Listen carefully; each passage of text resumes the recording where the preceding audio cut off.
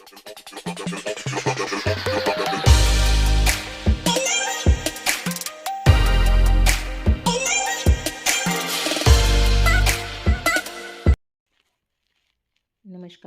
मेरे चैनल युग of authors में आप सभी का स्वागत है।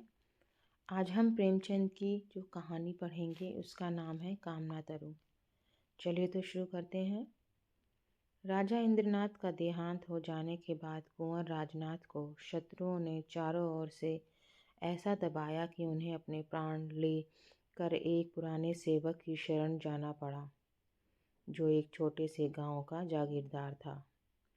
कुंवर स्वभाव से ही शांति प्रिय, रसिक, हंस खेल कर समय काटने वाले युवक थे।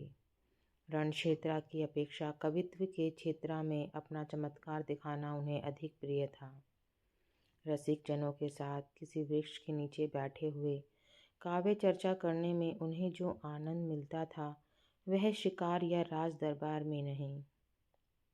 इस पर्वतमालाओं से घिरे हुए गांव में आकर उन्हें जिस शांति और आनंद का अनुभव हुआ, उसके बदले में वह ऐसे ऐसे कई राज्य त्याग कर सकते थे।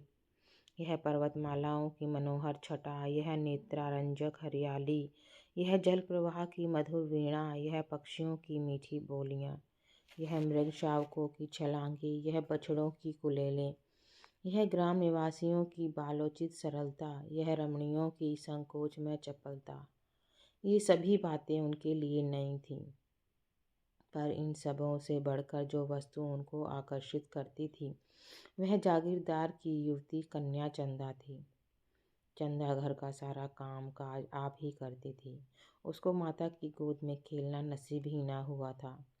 पिता की सेवा में ही रत रहती थी। उसका विवाह इसी साल होने वाला था कि इसी बीच में कुंवर जी ने आकर उसके जीवन में नवीन भावनाओं और आशाओं को अंकुरित कर दिया। उसने अपने पति का जो चित्र मन में खींच रखा था, वही मानव रूप धारण करके उसके सम्मुख आ गया। कुंवर की आदर्श रमणी भी चंदा ही के रूप में अवतरित हो गई। लेकिन कुंवर समझते थे, ऐसे मेरे भाग्य कहाँ। चंदा भी समझती थी, कहाँ यह और कहाँ मैं। दोपहर का समय था और जेठ का महीना। खपरेल का घर भट्टी की भांति तपने लगा। खस की टट्टियों और तहखानों में रहने वाले राजकुमार का चित्त गर्मी से इतना बेचैन हुआ कि वह बाहर निकल आए और सामने के बाग में जाकर एक घने वृक्ष की छांव में बैठ गए। सहसा उन्होंने देखा, चंदा नदी से जल की गागर लिए चली आ रही है। नीचे जलती हुई रेत थी, ऊपर जलता हुआ सूर्य। लू से देह झुलसी जाती थी। कदाचित इस समय प्यास से तड़पते हुए आदमी की भी नदी तक जाने की हिम्मत न पड़ती। चंदा क्यों पानी लेने गई थी? घर में पानी भरा हुआ है, फिर इस समय वह क्यों पानी लेने निकली? कुंवर दौड़कर उसके पास पहुँचे और उसके हाथ से गागर छीन लेने की चेष्टा करते हुए बोले, मुझे दे दो और भागकर छाह में चली आ जाओ। इस समय पानी का क्या काम था? चंदा ने गागर न छोड़ी, सिर से खिसका हुआ अंचल संभाल कर बोली, तुम इस समय कैसे आ गए? शायद मारे गर्मी के अंदर न रह सके। कुंवर, मुझे दे दो, नहीं तो मैं छीन लूँगा। चंदा ने मुस्कुराकर, राजकुमार को गागर लेकर चलना शोभा नहीं देता।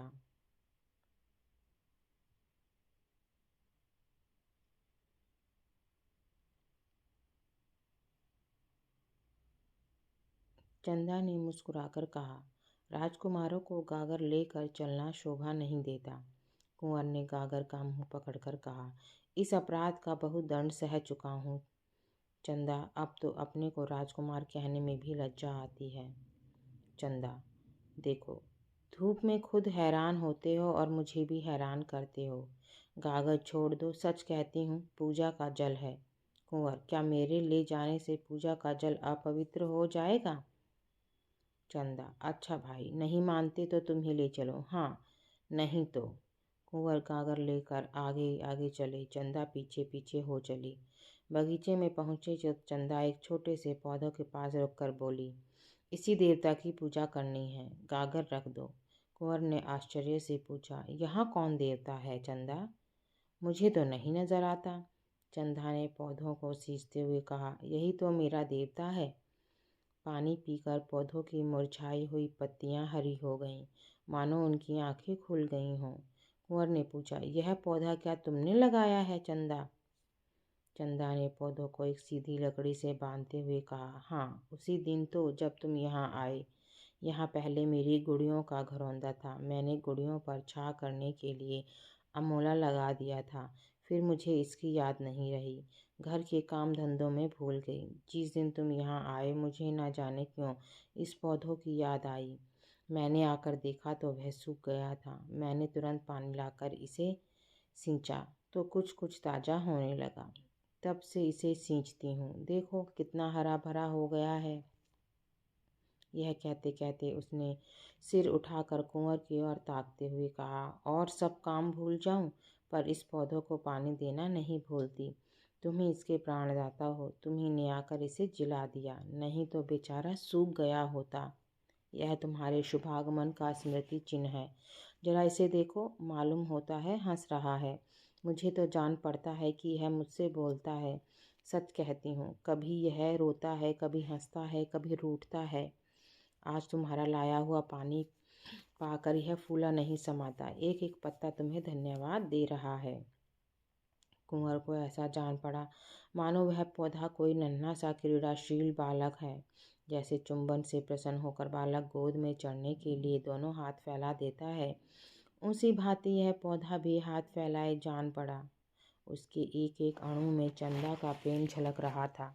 चंदा के घर में खेती के सभी औजार थे। कुंवर एक फावड़ा उठा लाए और पौधों का एक थाला बनाकर चारों ओर ऊंची मेड़ बना दी। फिर खुरपी लेकर अंदर की मिट्टी को कोड़ दिया। पौधा और भी लहलहा उठा। चंदा बोली, कुछ सुनते हो क्या कह रहा है? कुंवर ने मुस्कुराकर कहा, हाँ कहता है अम्मा की गोद में बैठूंगा।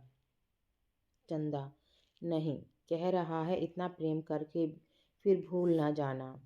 मगर कुंवर को अभी राजपुत्र होने का दंड भोगना बाकी था। शत्रुओं को न जाने कैसे उनकी टोह मिल गई। इधर तो हितचिंतकों के आग्रह से विवश होकर बूढ़ा कुबेर सिंह चंदा और कुंवर के विवाह की तैयारी कर रहा था। उधर शत्रुओं का एक दल सिर पर आ पहुंचा। कुंवर ने उस पौधे के आसपास फूल पत्तों लगाकर एक फुलवाड़ी सी बना दी थी। पौधों को सींचना अब उनका काम था। प्रातःकाल वह कंधों पर कांवर रखे नदी से पानी ला रहे थे कि 10-12 आदमियों ने उन्हें रास्ते में घेर लिया। कुबेर सिंह तलवार से लेकर दौड़ा, लेकिन शत्रुओं ने उसे मार गिराया। अकेला अस्त्रहीन कुंवर क्या करता? कंधों पर कांवर रखे हुए बोला, अब क्यों मेरे पीछे पड़े हो भाई? मैंने तो सब कुछ छोड़ दिया। सरदार बोले, हमें आपको पकड़ ले जाने का हुक्म है। तुम्हारा स्वामी मुझे इस दशा में भी नहीं देख सकता। खैर, अगर धर्म समझो तो कुबेर सिंह की तलवार मुझे दे दो, अपनी स्वाधीनता के लिए लड़कर प्राण त्याग दूं। इसका उत्तर यही मिला कि सिपाहियों ने कुंवर को पकड़कर मुश्कें कस दी और उन्हें घोड़े पर बिठाकर घोड़े को भगा दिया। कांवर वहीं पड़ी रही। उसी समय चंदा घर से निकली। देखा कांवर पड़ी हुई है और कुंवर को लोग घोड़े पर बिठाए जा रहे हैं। चोट खाए हुए पक्षी की भांति वह कई कदम दौड़ी, फिर गिर पड़ी। उसकी आंखों में अंधेरा छा गया। सहसा उसकी दृष्टि पिता की लाश पर पड़ी। वह घबरा कर उठी और लाश के पास जा पहुंची। कुबेर अभी मरा न था, प्राण आंखों में अटके हुए थे। चंदा को देखते ही क्षीण स्वर में बोला, बेटी। कुंवर इसके आगे वह कुछ न कह सका।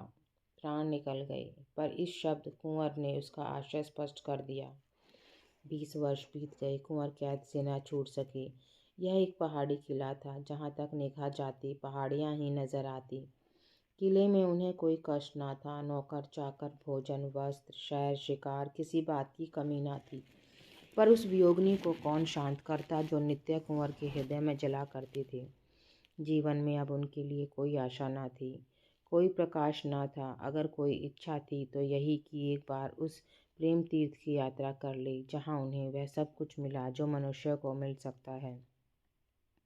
हाँ, उनके मन में एकमात्र यही अभिलाषा थी कि उन पवित्र स्मृतियों से रंजित भूमि के दर्शन करके जीवन का उसी नदी के तट पर अंत कर दे।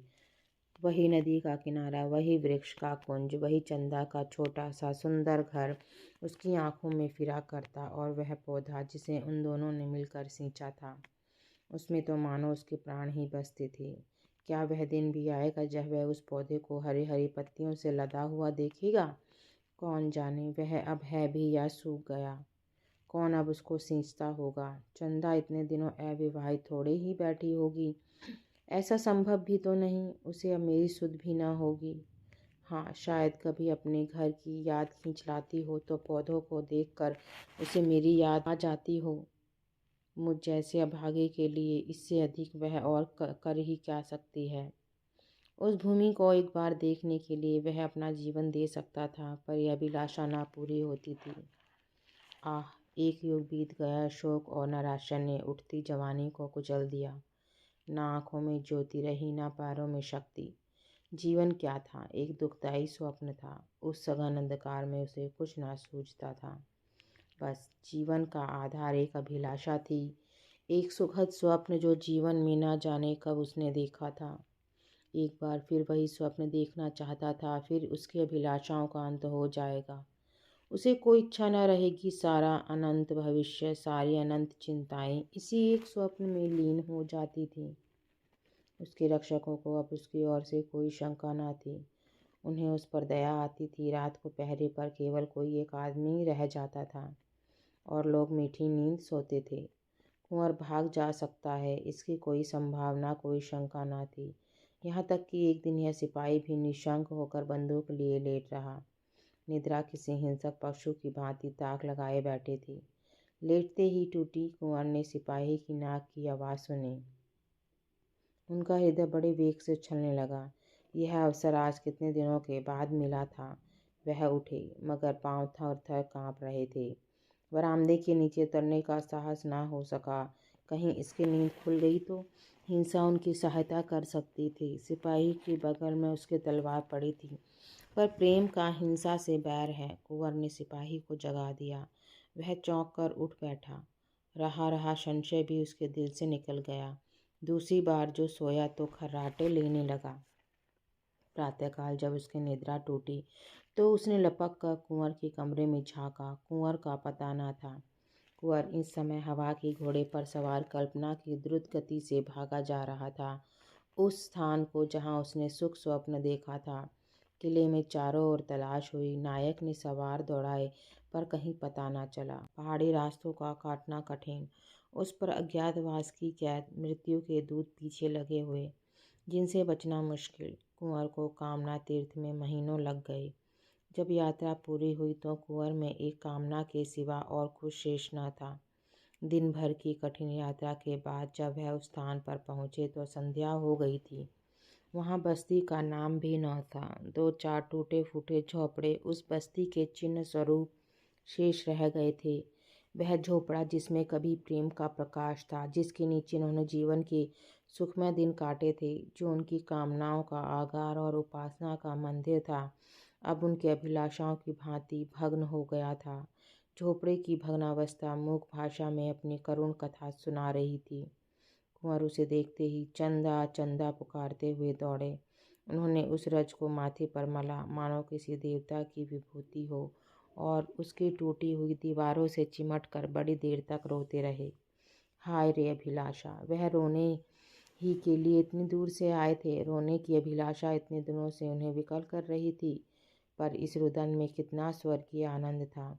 क्या समस्त संसार का सुख इन आंसुओं की तुलना कर सकता था? तब वह झोपड़े से निकले।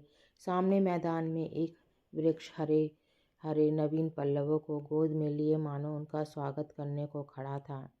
यह वह पौधा है जिसे आज से 20 वर्ष पहले दोनों ने आरोपित किया था। कुंवर उन्मत्ता की भांति दौड़े और जाकर उस वृक्ष से लिपट गए, मानो कोई पिता अपने मातृहीन पुत्र को छाती से लगाए हुए हो। यह उसी प्रेम की निशानी है, उसी अक्षय प्रेम की, जो इतने दिनों के बाद आज इतना विशाल हो गया है। कुंवर का हृदय ऐसा हो उठा मानो इस वृक्ष को अपने अंदर रख लेगा, जिसमें उसे हवा का झोंका भी ना लगे। उसके एक एक पल्लव पर चंदा की स्मृति बैठी हुई थी। पक्षियों का इतना रम्य संगीत क्या कभी उन्होंने सुना था? उनके हाथों में दम ना था। सारी देह भूख प्यास और थकान से शिथिल हो रही थी, पर वह उस वृक्ष पर चढ़ गए। इतनी फुर्ती से चढ़े कि बंदर भी ना चढ़ता था। सबसे ऊंची फुनगी पर बैठकर उन्होंने चारों ओर गर्वपूर्ण दृष्टि डाली। यही उनकी कामना का स्वर्ग था। सारा दृश्य चंदामय हो रहा था। दूर की नीली पर्वत श्रेणियों पर चंदा बैठी गा रही थी। आकाश में तैरने वाली लालिमामयी नौकाओं पर चंदा ही उड़ी जाती थी। सूर्य की श्वेत पीत प्रकाश की रेखाओं पर चंदा ही बैठी हंस रही थी। कुंवर के मन में आया, पक्षी होता तो इन्हीं डालियों पर बैठा हुआ जीवन के दिन पूरे करता। जब अंधेरा हो गया तो कुंवर नीचे उतरे और उसी वृक्ष के नीचे थोड़ी सी भूमि झाड़ कर पत्तियों की सैया बनाई और लेटे। यही उनके जीवन का स्वर्ण स्वप्न था। आह, यही वैराग्य! अब वह इस वृक्ष की शरण छोड़कर कहीं ना जाएंगे। दिल्ली के तख्त के लिए भी वह इस आश्रम को ना छोड़ेंगे। उसी स्निग्ध अमल चांदनी में सहसा एक पक्षी आकर उस वृक्ष पर बैठा और दर्द में डूबे हुए स्वरों में गाने लगा। ऐसा जान पड़ा मानो वह वृक्ष सिर धुन रहा है। वह नीरव रात्रि उस वेदनामय संगीत से हिल उठी। कुंवर का हृदय इस तरह ऐंठने लगा मानो वह फट जाएगा।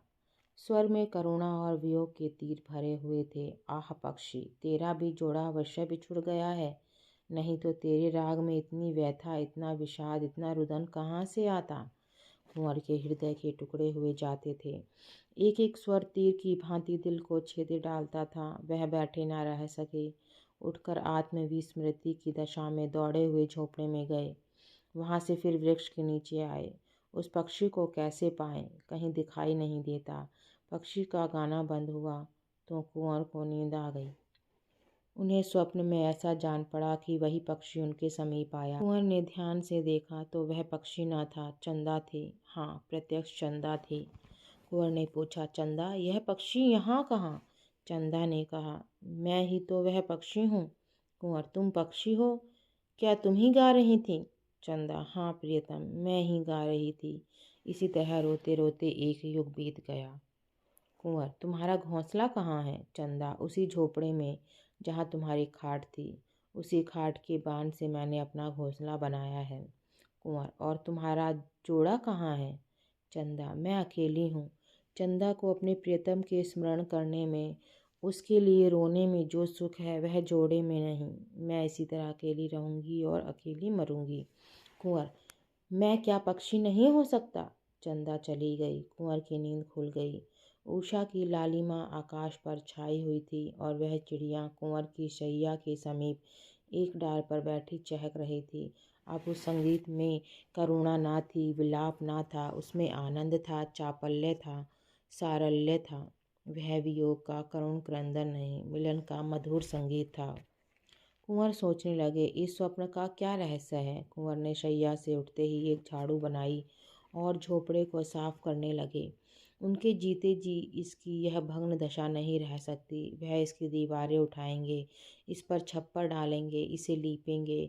इसमें उनकी चंदा की स्मृति वास करती है। झोपड़े के एक कोने में वह कांवर रखी हुई थी जिस पर पानी ला लाकर वह इस वृक्ष को सींचते थे। उन्होंने कांवर उठा ली और पानी लाने लगे। 2 दिन से कुछ भोजन ना किया था। रात को भूख लगी हुई थी, पर इस समय भोजन की बिल्कुल इच्छा ना थी। देह में एक अद्भुत स्फूर्ति का अनुभव होता था। उन्होंने नदी से पानी लाकर मिट्टी भिगोना शुरू किया। दौड़े जाते थे और दौड़े आते थे। इतनी शक्ति उनमें कभी ना थी। एक ही दिन में इतनी दीवार उठ गई जितनी 4 मजदूर भी ना उठा सकते थे। और कितनी सीधी चिकनी दीवार थी कि कारीगर भी देखकर लज्जित हो जाता। प्रेम की शक्ति अपार है। संध्या हो गई। चिड़ियों ने बसेरा लिया, वृक्षों ने भी आंखें बंद की, मगर कुंवर को आराम कहाँ।